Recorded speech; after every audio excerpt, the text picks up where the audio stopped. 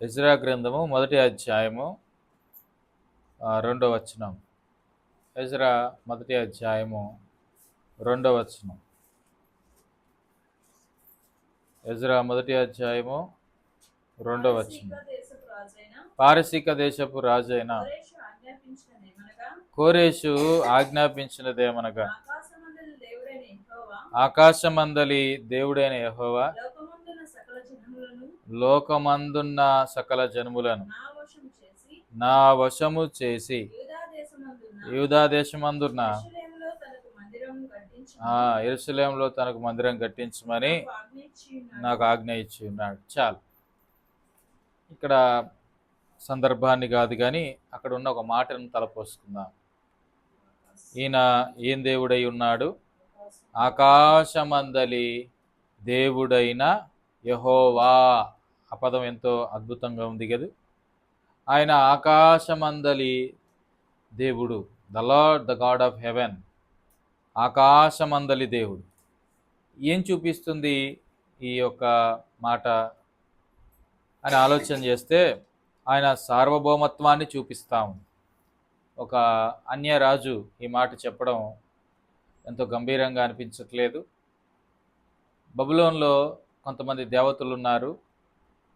పారసిక రాజులు కదా వీరు.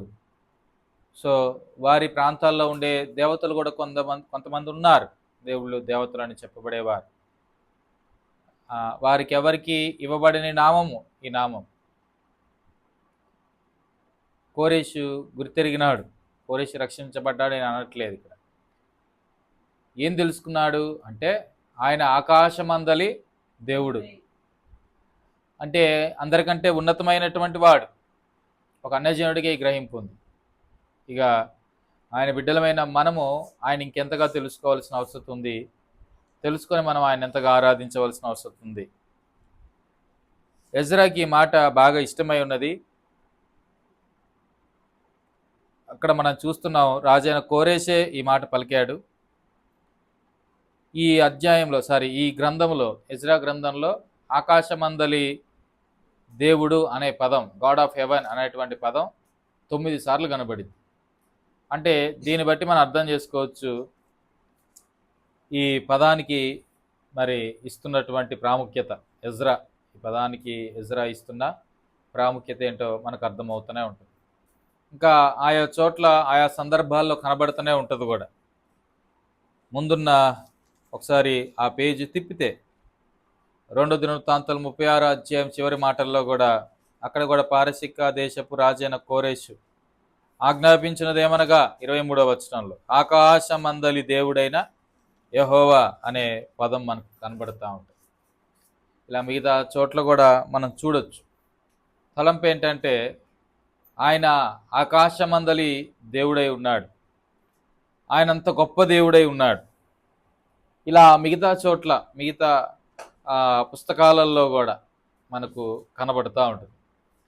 కొన్ని సందర్భాలు మనము జ్ఞాపకం చేసుకొని ప్రభువుని ఆరాధించడానికై ఈ పదంలో ఉన్నటువంటి సత్యాన్ని గ్రహించే ప్రయత్నం చేద్దాం. ద గాడ్ ఆఫ్ హెవెన్ ఈ సావరెన్ గాడ్. ఆకాశమందలి ఉన్నటువంటి దేవుడు సార్వభౌముడై ఉన్నాడు. నెహెమ్యా కూడా ఈ మాట అంటాడు. మొదటి అధ్యాయము నెహెమ్యా గ్రంథానికి రండి.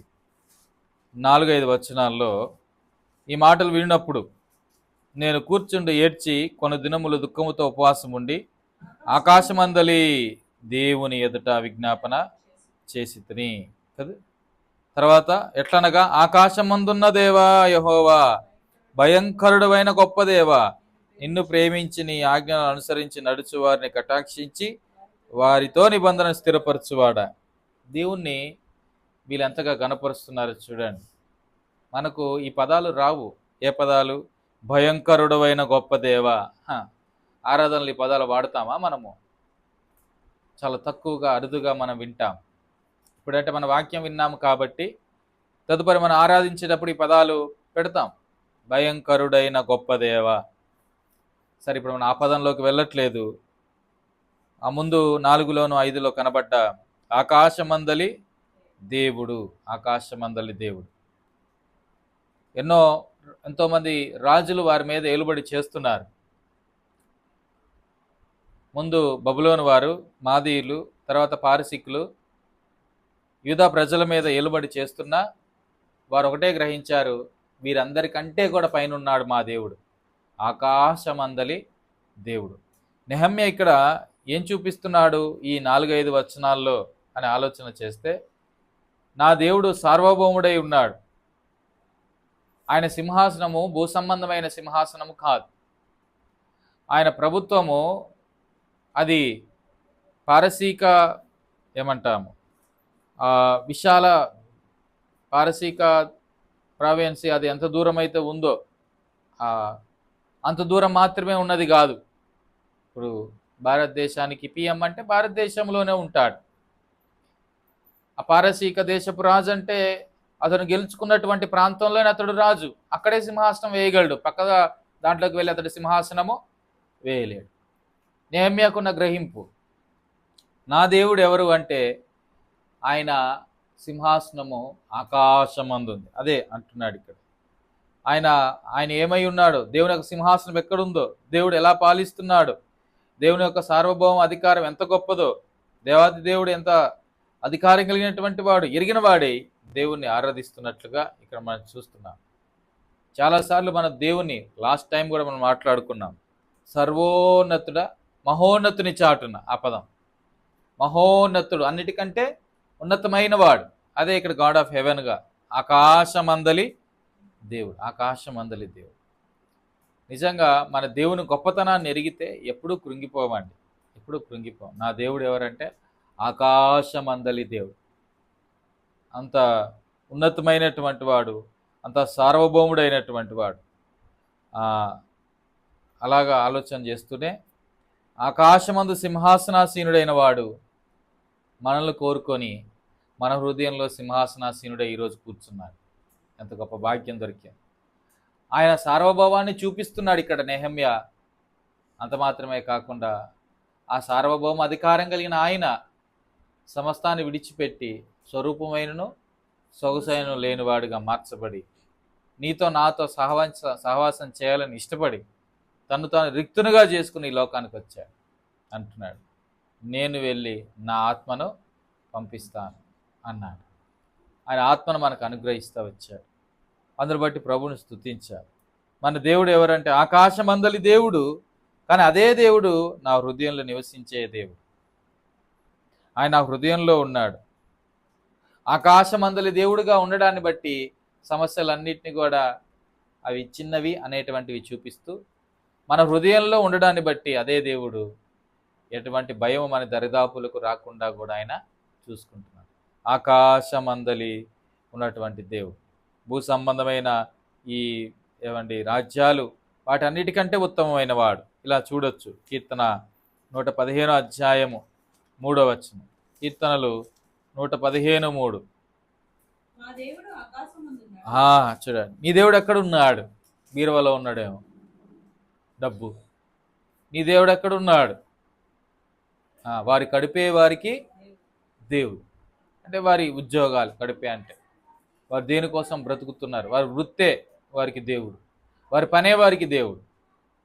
కానీ దేవుని నమ్ముకునే బిడ్డలు అయితే వారు అంటారు ఇలాగనే, ఏమని? మా దేవుడు ఆకాశం అందున్నాడు. మా దేవుణ్ణి ఏదో చిన్న 4 గోడలు పెట్టలేము, ఒక వస్తువులో బంధించలేము. ఆయన ఆకాశ మహాకాశాలు పట్టజాలనటువంటి గొప్ప దేవుడు, గాడ్ ఆఫ్ హెవెన్. ఆయన భూ సంబంధమైన మనుషునిలాగుండే దేవుడు కాదు, దేవుడు ఆత్మ గనుక. ఆ పదం గుర్తుపెట్టుకో. సరే, ఇక్కడ మనం చూస్తే మా దేవుడు ఆకాశమందున్నాడు, ఆయనకి ఇష్టం వచ్చినట్లు సమస్తమును ఆయన చేయుచున్నాడు. సో ఇక్కడ నెహమ్యా ఆకాశమందున్న దేవా అని చెప్పి ప్రభు దగ్గరికి వచ్చి ఆరాధిస్తూ ప్రార్థిస్తాడు కదా. ఆయన ఉద్దేశం ఏంటి అంటే, అయ్యా నీవు ఆకాశమందున్నావు, నీ సార్వభౌముడవు, నీకు ఇష్టం వచ్చినట్లు నీవు చేసే దేవుడు. నీకు ఇష్టం వచ్చినట్లు నీవు చేసే దేవుడు అంటే తప్పు చేసే దేవుడు కాదు, అన్యాయం చేసే దేవుడు కాదు. నువ్వేంటరా నీకు ఇష్టం వచ్చినట్టు నువ్వు చేసుకుంటున్నావు అని అంటారు కదా ఎవరినైనా. ఏమమ్మా నువ్వేంటి నీకు ఇష్టం వచ్చినట్టు నువ్వు చేసుకుంటున్నావు అంటారు, అది మనుషులతో అనేటప్పుడు. కానీ ఇక్కడ కీర్తనకారుడు దేవుణ్ణి ఉద్దేశిస్తూ అనేటప్పుడు ఆయన ఆలోచన ఏంటంటే ఆయనకి మించినటువంటి అధికారి ఎవడు లేడు అని అర్థం. ఆకాశమందలి దేవా, మా దేవుడు ఆకాశమందున్నాడు, తనకి ఇష్టం వచ్చినట్లు, లేదంటే తనకిచ్చ వచ్చినట్లుగా సమస్తమును ఆయన చేయుచున్నాడు అనే మాట. మొత్తానికి నెహెమ్యా సమాచారం విన్నాడు. ఏ సమాచారము? ఏమని? యెరూషలేమును గూర్చి నేను అడగగా 3వ వచనం, వారు చెడపట్టబడిన వారిలో శేషించిన వారు ఆ దేశంలో బహుగా శ్రమను నిందను పొందుతున్నారు. తర్వాత యెరూషలేము యొక్క ప్రాకారాలు పడద్రోయబడ్డాయి, గుమ్మాలు కాలిపోయాయి అని ఇవన్నీ విన్న తర్వాత ఈ మాట వచ్చింది. నువ్వేం దేవుడవయ్యా అన్నాడా? ఆకాశమందలి దేవా, నీవు సార్వభౌమ అధికారం కలిగిన వాడువు, నీకు ఇష్టం వచ్చినట్లు లేదా నీకు ఇష్టం వచ్చినట్లుగా నీవు మా విషయంలో జరిగించే దేవుడు, నీకు అధికారం ఉంది అని చెప్పి దేవుని యొక్క సార్వభౌమ అధికారాన్ని బట్టి ఆయన ఆరాధిస్తున్నాడు. మనం చెప్పగలం అలాగా? జీవితంలో ఏమైనా సంభవించాయి అనుకోండి, అనుకోనివి ఏవో జరిగాయి అనుకోండి, ఆకాశమందలి దేవా నీవే మా దేవుడవు, నీకు ఇష్టం వచ్చినట్లు, లేదంటే నీకు ఇచ్చ లేక నీ డిజైర్స్, నీ కోరికను బట్టి, నీ ఇష్టాన్ని బట్టి నువ్వు జరిగించే దేవుడవు అని చెప్పి మనం స్తుతించగలమా? ఆయన ఆకాశమందున్న దేవుడు, సార్వభౌముడు. కింద ఇదే కీర్తన 115లో, వారి విగ్రహాలు వెండి బంగారవి, అవి మనుషుల చేతి పనులు, వాటికి ఇచ్చం వచ్చినట్లవి చేయలేవు. ఎందుకు అంటే వాటికి ఒకటి జీవం లేదు, రెండోది అసలు అవి కదలలేనివి, అవి ఆకాశమందలి దేవుడుగా అవి లేవు, అవి మనుషుల చేత సృజింపబడ్డవి. వారు వాటిని సృజించిన వారు వాటి యందు నమ్మకం ఉంచినటువంటి వారు. 8వ వచనంలో, వాటిని చేయువారును వాటి యందు నమ్మిక ఉంచి వారందరూ వాటి వంటి వారై ఉన్నారు. అంతకుముందు కూడా ఈ మాట మాట్లాడుకున్నాం. ఆకాశమందలి దేవుణ్ణి నమ్మినటువంటి వారు, ఆయన సార్వభౌమ అధికారాన్ని ఎరిగినటువంటి వారు ఆయన వంటి వారై ఉంటారు. అంతకుముందు ఈ మాట జ్ఞాపకం చేస్తూ వచ్చాను. What we worship that we become. మనం దేన్నైతే ఆరాధిస్తామో దానిలాగా మారిపోతాం. ఈ మాట ఒక సంఘటన ఉద్దేశించి కూడా మీకు చెప్పినట్టు నాకు గుర్తు. ట్రైన్లో ట్రైన్ జర్నీ చేస్తూ ఎక్కడి నుంచో వస్తున్నాను, గుర్తు రావట్లేదు, తిరుపతి నుంచి వస్తున్నాను, పరిచర్య దేనికి వెళ్ళి వస్తున్న సమయంలో ఆ ట్రైన్లో థర్డ్ ఏసీలో అక్కడ ఒక వ్యక్తి, నేను విజయనగరం దగ్గరికి వచ్చేసరికి వాడు మెల్లిగా థర్డ్ ఏసీలో దుప్పట్లు ఉంటాయి, వాళ్ళు ఇస్తారు కప్పుకోవడానికి. ఒకడు ఏం చేస్తున్నాడు, యవనస్తుడే, ఒక చిన్న పాప ఉంది, భార్యతో వచ్చాడు. వాడు నేను చూడట్లేదు అనుకొని, చలికాలం, ఇదే చలికాలం జనవరిలో, నేను చూడట్లేదు అనుకొని ఆ తెల్లటి దుప్పట్లు మడితేసి బ్యాగులో పెట్టాలనుకున్నాడు. మొత్తానికి మడితేసేసాడు. మడితేసి బ్యాగులో వాడు అలాగా పెట్టేశాడు. కాసేపు పెట్టి తర్వాత నేను చూశాను అనుకొని తీసి పక్కన పెట్టాడు. సర్లే, వాడిని అలా అబ్జర్వ్ చేస్తున్నప్పుడు వాడు ఫోన్ మీద ఉన్న ఫోటో చూశాను. వాడు ఫోన్ మీద ఉన్న ఫోటో ఎవరంటే ఇది. వాడు దొంగ, వాడిని ఆరాధించిన వారు అట్టే ఉంటారు. అప్పుడు నాకు అనిపించింది, నిజమే, ఈ మాట గుర్తొచ్చింది. వాటిని చేయువారును వాటి యందు నమ్మిక ఉంచేవారు అందును వాటి వంటి వారే అవుతారు. నువ్వు ఎవరిని ఆరాధిస్తున్నావు? నువ్వు ఆరాధిస్తున్న దేవుడు ఏమై ఉన్నాడు, దాన్ని బట్టే నువ్వు అదే ఉంటావు. మన దేవుడు ఎవరంటే ఆకాశమందలి దేవుడు. ఆయన సార్వభౌముడు. ఆయన తనకి ఇచ్చమొచ్చినట్లు ఆయన చేస్తాడు. ఆయన జీవం కలిగిన దేవుడు. ఆ గ్రహింపు మనకుంటుంది. కనుక మన జీవితంలో ఏం సంభవించినా మనం ఏమవో భయపడం. ఆయన సార్వభౌముడు, ఆయన అధికారంతో చేస్తాడు, ఆయనకు అన్నీ తెలుసు అనేటటువంటి ధైర్యం మనకుంటుంది. ఇంకో మాట చూడండి, కీర్తన 103వ అధ్యాయం 19వ వచనం. కీర్తన 103:19. 103వ అధ్యాయం 19. యెహోవా ఆకాశమందు నీ సింహాసనము స్థిరపరిచి ఉన్నావు. పార్శికపు రాజు అయితే ఏంటి, మాదీయులు అయితే ఏంటి, బబులోనులు అయితే ఏంటి, ఐగుప్తీయులు అయితే ఏంటి, తర్వాత వచ్చినటువంటి గ్రీకు రోమా ప్రభుత్వాలు అయితే ఏంటి, భవిష్యత్తులో ఏవైనా రాని ప్రభుత్వాలు, ఆ రాజ్యములన్నిటి మీద ఆయన రాజ్యం చేయువాడు. అందుకే అన్నాడు, ఆయన అన్నిటి మీద రాజ్యపాలన చేయుచున్నాడు. నెహెమ్యాకి గ్రహింపు ఉంది. అందుకే అక్కడ నెహెమ్యా దేవుణ్ణి ఆరాధిస్తూ ఆకాశమందలి ఆకాశమందలి దేవా, ఆకాశమందున్న దేవా. 5వ వచనంలో భయంకరుడు గొప్ప దేవా. ఏం గ్రహింపు ఉందండి ఆ రోజుల్లో భక్తులకి? ఆరాధిస్తున్న దేవుడు ఏమై ఉన్నాడో అనేటువంటి గ్రహింపు వారికి ఉంది. సో ఆకాశమందలి దేవుడు అంటే ఆయన సార్వభౌముడు, ఆయన తనకిచ్చం వచ్చినట్లు జరిగించేవాడు. ఆకాశమందలి దేవుడు ఆయన సమస్త రాజ్యాలను పాలించేటువంటి దేవుడు. ఆకాశమందలి దేవుడు. యెషయా గ్రంథం 66వ అధ్యాయంలో 1వ వచనంలో ఈ మాట మనం చూడొచ్చు. యెషయా గ్రంథం 66వ అధ్యాయము 1వ వచనం. యెహోవా ఇలాగు ఆజ్ఞ ఇచ్చుచున్నాడు. ఆయనే చెప్తున్నాడు. ఇక్కడ భక్తులు నెహెమ్యా అన్నాడు, తర్వాత కీర్తనకారుడు అన్నారు. ఇక్కడ దేవాది దేవుడు ఆయనే చెప్తున్నాడు. ఏమని? ఆకాశాన్న సింహాసనం, భూమి నా పాదపీఠం. మీరు నా నిమిత్తము కట్టనుద్దేశించిన ఇల్లు ఏపాటిది? నాకు విశ్రమస్థానము మీరు కట్టనుద్దేశించినది ఏపాటిది అంటాడు. కింద చాలా విషయాలు చెప్తాడు. సరే, ఇక్కడ తలంపు ఏంటంటే, అంత గొప్ప దేవుడు, ఎవడు దీనుడై నలిగిన హృదయము గలవాడే నా మాట విను వణుకుచుండునో వానినే నేను దృష్టించి ఉన్నాను అనే మాట కూడా అక్కడ మనం చూస్తున్నాం. ఏమండి? మహాగణుడు, మహోన్నతుడు. ఏమండి? అంత గొప్ప దేవుడు ఎవరి దగ్గర ఉంటాడట? విరిగి నలిగిన మనసు గల వారి దగ్గర ఆయన ఉండే దేవుడుగా మనం చూస్తాం కదా.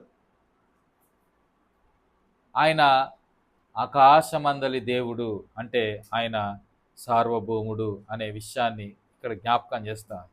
ఒక చైనా మిషనరీ ఆయన ఇలాగా అన్నాడట. ఏమిటి అంటే, ఈ లోకంలో ఉండేటువంటి పరిపాలకులను చూసినప్పుడు నేను వణుకుతాను, కానీ అదే నేను ఆకాశమందలి దేవుని చూసినప్పుడు ఈ లోకంలో ఉండే పరిపాలకులు నన్ను చూసి వణుకుతారు. అర్థమైందా? ఈ లోకంలో ఉండే పరిపాలకులను చూస్తే నేను వణుకుతాను, కానీ ఆకాశమందలి దేవుడైనటువంటి యెహోవాను నేను చూసినప్పుడు పరిపాలకులు నన్ను చూసి వణుకుతారు. అంటే ఎంత వ్యత్యాసం ఉంది. మనం ఆకాశమందలి దేవుని చూసినప్పుడు, సార్వభౌముడైన ఆయన చూసినప్పుడు ఏవైనా మనల్ని చూసి ఏమవ్వాలా? వనకాల్సింది. అందుకే అంటాడు కీర్తనకారుడు, యెహోవా నా వెలుగును, యెహోవా నాకు వెలుగును, నేను ఎవరికి వెరుతును, నేను మనుషులకు భయపడను కదా. ఆయన యందు నిజంగా ఆయన ఏమై ఉన్నాడో ఎరిగిన వారైతే ఆయన సార్వభౌమత్వాన్ని ఎరిగి ఆయన మహింపరుస్తాడు. రెండోది, ఆకాశమందలి దేవుడు అంటే ఒకటి సార్వభౌమత్వాన్ని చూపిస్తుంది. ఆకాశమందలి దేవుడు అంటే ఆయన సృష్టికర్త అని జ్ఞాపకం చేస్తున్నాడు. యోనా 1వ అధ్యాయం 9వ వచనం. యోనా గ్రంథంలో ఈ మాట మనం చూడొచ్చు. 1వ అధ్యాయము 9వ వచనం. అతడు వారితో ఇట్లను, నేను హెబ్రీయుడను, సముద్రమునకును భూమికిని. చూడండి, ఇక్కడ యోనా చెప్తున్నాడు. పడుకొని ఉన్నాడు కదా, లేపి తీసుకొచ్చారు బయటికి. నువ్వెవరో అయ్యా, ఎక్కడి నుంచి వచ్చాయంటే ఇవన్నీ చెప్తున్నాడు. నేను హెబ్రీయుడను, సముద్రమునకు భూమికి సృష్టికర్త అయిన ఆకాశమందుండు దేవుడై ఉన్న యెహోవా యందు నేను భయభక్తులు గలవాడనై ఉన్నాను. చాలు. వీరు ఇక్కడ ఎవరు? యోనా అక్కడ ఉన్నటువంటి అన్యజనులతో, ఆ నావలో ఉన్నటువంటి అన్యజనులతో ప్రయాణం చేస్తున్నప్పుడు వారితో పంచుకుంటున్నాడు. నీవెవరు అంటే ఆయన ఎవరో చెప్పాడు, ఆయన ఆరాధిస్తున్న దేవుడు ఎవరో చెప్పాడు. నా దేవుడు ఎవరు అంటే ఆయన సృష్టికర్త, ఆకాశాలను సముద్రాలను సమస్తాన్ని సృష్టించిన సృష్టికర్త, గాడ్ ఆఫ్ హెవెన్. ఆకాశమందున్న దేవుడు అంటే సృష్టించిన దేవుడు అని అర్థం. సృష్టించిన దేవుడు, ఆయన సృష్టించిన దేవుడు. చూడండి, సృష్టికర్తను గురించి సరైన అవగాహన ఉన్నప్పటికీ, అక్షరానుసారమైన అవగాహన ఉంది, కానీ ఆత్మానుసారమైన అవగాహన లేకుండా పోయింది. ఎవరికి? యోనాకి. ఇలా అనుకోవచ్చు, ఇతడు చెప్పిన మాటలు అన్యజనుల్లో ఉజ్జీవాన్ని తీసుకొచ్చాయి. ఇలా అనుకోవచ్చు. చిన్న మాటతో ప్రభువును గొప్ప చేశాడు మొత్తానికి. ఆకాశమందలి దేవుడైన యెహోవా ఆయన అన్నిటిని సృజించిన వాడు, నా దేవుడు సృష్టికర్త. ఆయన ఇక్కడ ప్రాంతీయంలో లేదంటే ఆయా ప్రాంతాల్లో ఉండే దేవుడు కాదు.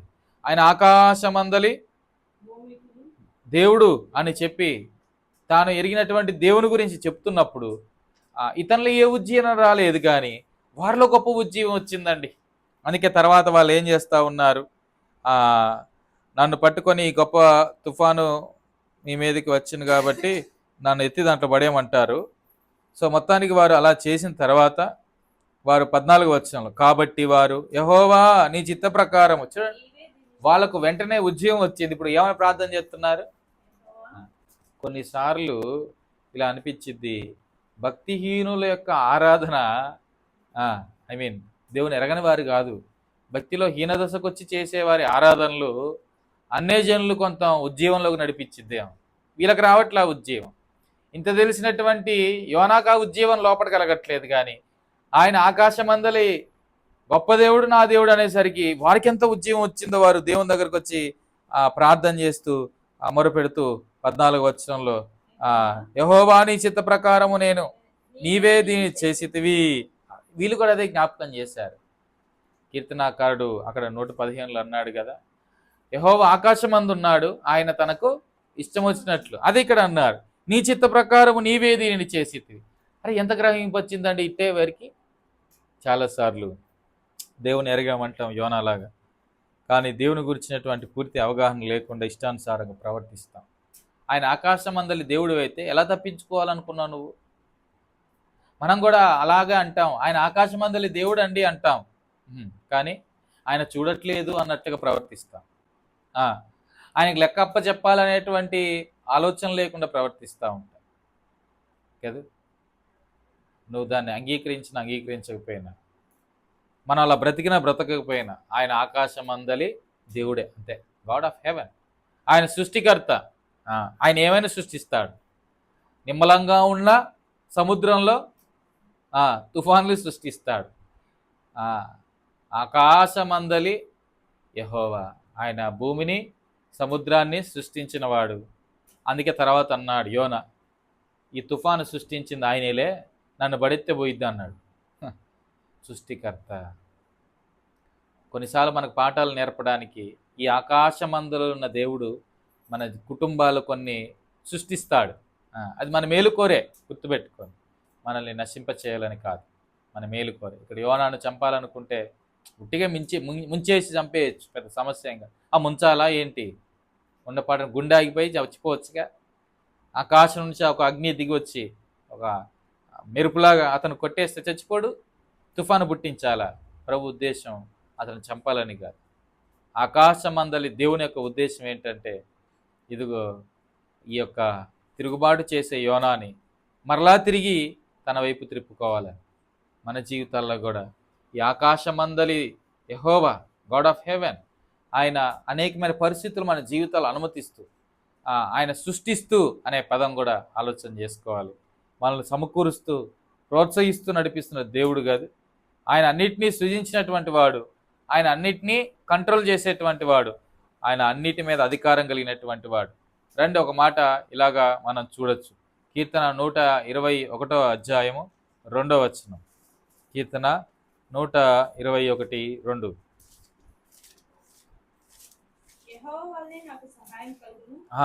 సృష్టికర్త, గుర్తుపెట్టుకోండి, యెహోవా వలనే మాకు సహాయం కల. వాళ్ళు కూడా ఇప్పుడు సహాయమే కోరారు. ఎవరు? యోనాతో పాటు ఉన్నవారు. వాళ్ళు ప్రార్థన చేయడం గల ఉద్దేశం కూడా అదే. మా దేవుడు ఎవరంటే ఆకాశమందులో ఉన్న దేవుడు, ఆయన సహాయం చేసే దేవుడు. కాబట్టి మీరు నన్ను తీసుకెళ్లి సముద్రంలో పడేయండి, మీకు సహాయం దొరికింది. చదవండి 121:2. యెహోవా వలనే నాకు సహాయం కలుగును. ఆయన సృష్టికర్త, సహాయకుడు. ఆయన భూమాకాశములను సృజించిన సృష్టికర్త. ఆయన దగ్గర నుంచి సహాయం వచ్చింది. అందుకే మిగతా ఓడలో ఉండేటువంటి వారు ప్రభు సహాయాన్ని కోరినట్లుగా, నీ నా జీవితంలో ఈయన ఆకాశమందలి దేవుడుగా నీకు కనబడుతున్నాడా? మరి సహాయం కొరకు ఎందుకు అటు ఇటు పరిగెడతావు? నెహెమ్యా గవర్నర్ అయినప్పటికీ కూడా ప్రభు సహాయాన్నే కోరాడు. ఎజ్రా ఒక ఉన్నతమైన స్థాయిలోనే ఉన్నవాడు, రాజు దగ్గరికి వెళ్ళి ఎలా అడుగుతాము, సిగ్గుగా మాకు అనిపిస్తుందని దేవుని దగ్గర సహాయాన్ని వెతికినటువంటి వాడు. నేను ఆ దేవుడు ఆకాశమందలి యెహోవా అని గ్రహింపుంటే మరి ఎన్నటికీ కూడా మనము మనుషుల వైపు, వ్యక్తుల వ్యవస్థల వైపు, ఇంకెవరి వైపు కూడా సహాయం కోసం చూడం. అదే ఇక్కడ జ్ఞాపకం చేస్తున్నాడు. ఆకాశమందలి దేవుడు, ఆయన సార్వభౌముడు, తనకిష్టం వచ్చినట్లు దాన్ని జరిగిస్తాడు. ఆకాశమందలి దేవుడు, ఆయన సృష్టికర్త, ఆయన అన్నిటినీ కంట్రోల్ చేసి మనకెప్పుడు ఏది కావాలో అది ఇచ్చి మనల్ని నడిపించే దేవుడుగా మనకు కనబడుతున్నాడు. తర్వాత చూడండి, ఇదే నెహెమ్యాలో ఒక మాట అంటాడు, 9వ అధ్యాయం 6వ వచనంలో. నెహెమ్యా 9వ అధ్యాయము 6వ వచనం. నీవే అద్వితీయుడైన యెహోవా, ఆకాశాలని మహాకాశాలని వాటి సైన్యమును, భూమిలో దానిలో ఉండినది అంతటిని, సముద్రమును వాటిలో ఉండినది అంతటిని సృజించిన వాటన్నిటిని కాపాడువాడు. ఆయన సృష్టికర్త, తాను సృజించిన వాటిని కాపాడుకునే దేవుడు. గుర్తుపెట్టుకోండి, కలవరపడద్దు. నీవు నేను ఆయన సృష్టిలో భాగం. నెహెమ్యాకి, ఎజ్రాకి గ్రహింపు ఉంది. వాళ్ళు ఆరాధిస్తున్నారు ఆ పేరు పెట్టి. ఆకాశమందలి దేవుడు, ఆయన సార్వభౌమం కలిగిన వాడు. కోరేష్కి గ్రహింపు ఉంది, ఆయన తనకి ఇష్టం వచ్చినట్లుగా చేసే దేవుడు. అందులో భాగంగా నన్ను రాజుగా చేశాడు. ఆయన ఆకాశమందలి దేవుడు, ఆయన సమస్తాన్ని సృజించినవాడు. సృష్టించిన దేవుడు సహాయం చేస్తాడు, సృష్టించిన దేవుడు కాపాడుతాడు. ఆయన ఆకాశమందలి దేవుడు. మనకి గ్రహింపు ఉందా? ఆయన ఆకాశమందలి దేవుడు, ఆకాశమందలి దేవుడు. ఇంకొక మాట మనం చూద్దాం. అది ఏం చూపిస్తుంది అంటే, ఇలాగా దానియేలు గ్రంథంలోకి వెళ్తే 4వ అధ్యాయము 26వ వచనం. దానియేలు 4:26.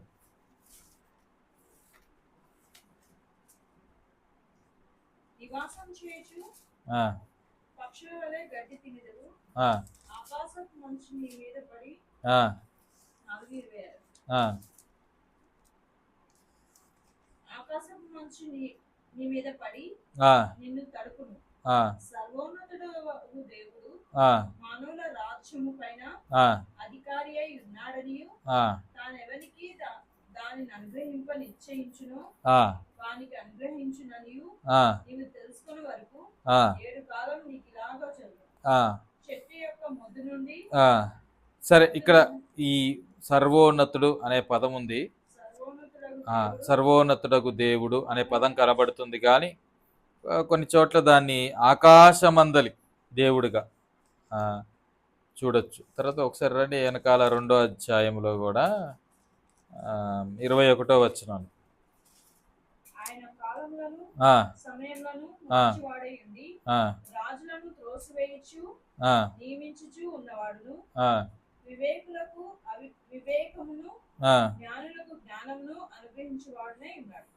ఇంగ్లీష్లో అయితే చక్కగా ఉంటుంది. మరి ఇది 2:21, the god of haven has given you a Kingdom. 2:21 ఆకాశమందలి దేవుడు నీకు రాజ్యమును ఇచ్చిచున్నాడు అన్నట్లుగా. సరే, ఇక్కడ మనం చూసినట్లయితే తన కళాభావాన్ని చెప్పిన తర్వాత, అక్కడ కాదు, ఇంకా మధ్యలో ఒకటి ఉంటుంది కానీ నాకు కనబడట్లేదు. సరే, తలంపు ఏంటంటే ఆకాశమందలి దేవుడు, ఆయన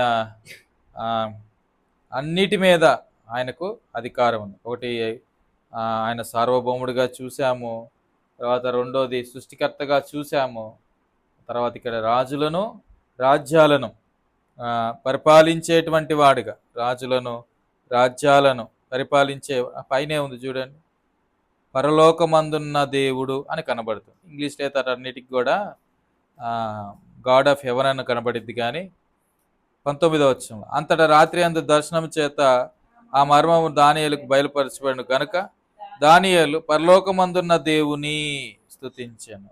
పరలోకమందున్న అని ఉంటుంది, అంటే అది ఆకాశమందున్న అనే పదము, గాడ్ ఆఫ్ హెవెన్ అనే పదంతో అది ఇంగ్లీష్లో ఉంటుంది.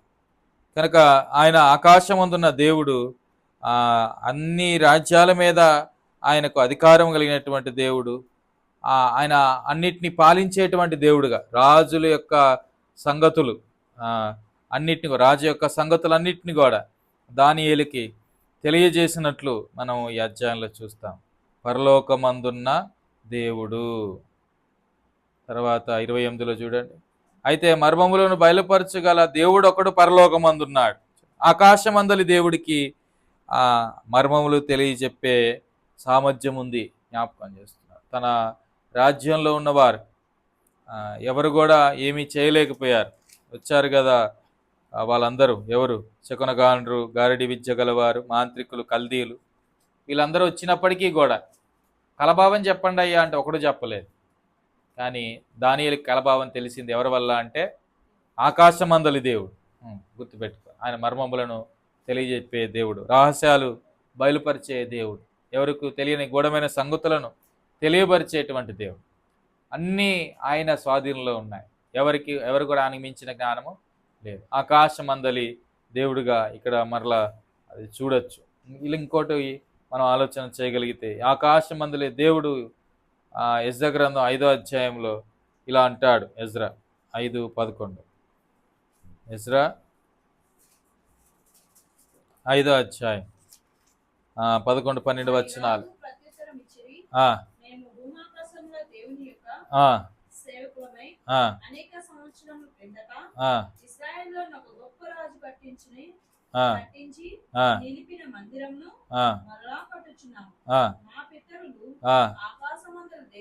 ఆకాశమందుల ఉన్నటువంటి దేవునికి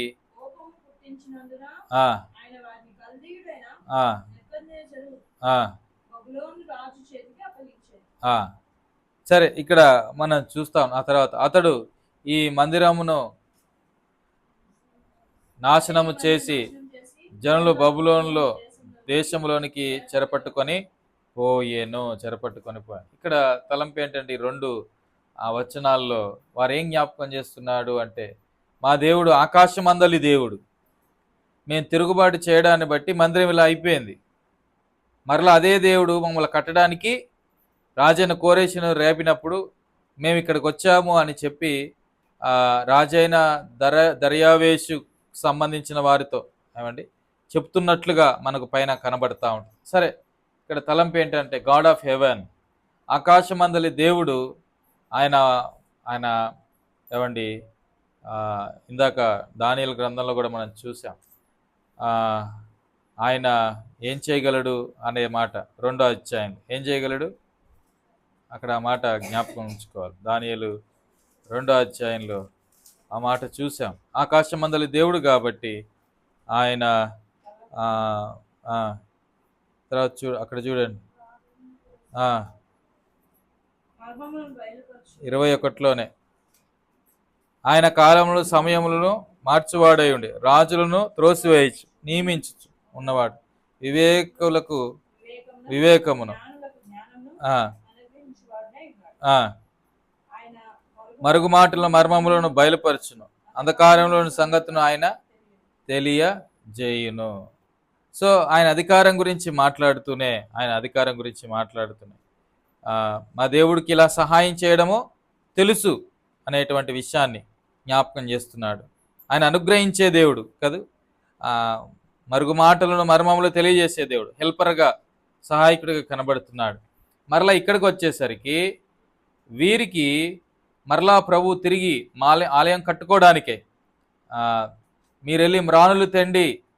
చూడండి 8వ వచనం, రాజైన తమకు తెలియవలసినదేమనగా ఎజ్రా గ్రంథంలో 5:8, మేము యూదా దేశంలోనికి వెళ్ళితిమి, అక్కడ మహాదేవుని యొక్క మందిరం ఉన్నది, అది గొప్ప రాళ్ళ చేత కట్టబడినది, గోడలతో మ్రానులు వేయబడినవి, మరియు ఈ పని త్వరగా జరుగుచ్చు, వారి చేతిలో వృద్ధి అగుచున్నది.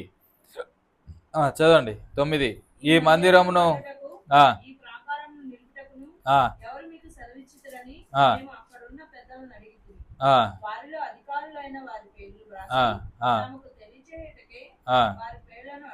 కొంత ఆటంకం ఏర్పడింది పనికి. అలా ఆటంకం ఏర్పడిన సమయంలో వారు ఇస్తున్న సమాధానాలు ఇవన్నీ కూడా ఏమని, అది అప్పుడు ఇస్తున్న సమాధానం ఇది. ఏమని? మేము భూమాకాశముల మేమెవరము అంటే భూమి ఆకాశముల దేవుని యొక్క సేవకులము అంటున్నారు. ఆ, మాకు ఈ దుస్థితి ఏర్పడడానికి కారణము మా అవిధేయతే. మరలా ఇలా కట్టుకోమని మా దేవుడే పంపించాడు. కింద 13లో కోరేషును రేపినాడు అనే మాటను కూడా జ్ఞాపకం చేస్తాడు. అయితే బబులోను రాజైన కోరేషు ఏలుబడిలో మొదటి సంవత్సరమునందు రాజైన కోరేషు దేవుని మందిరం తిరిగి కట్టుటకు ఆకాశమందలి దేవుడు సహాయం చేసే దేవుడు. ఆయన కొడతాడు, ఆయన కడతాడు. అదే ఇక్కడ జ్ఞాపకం చేస్తున్నాడు.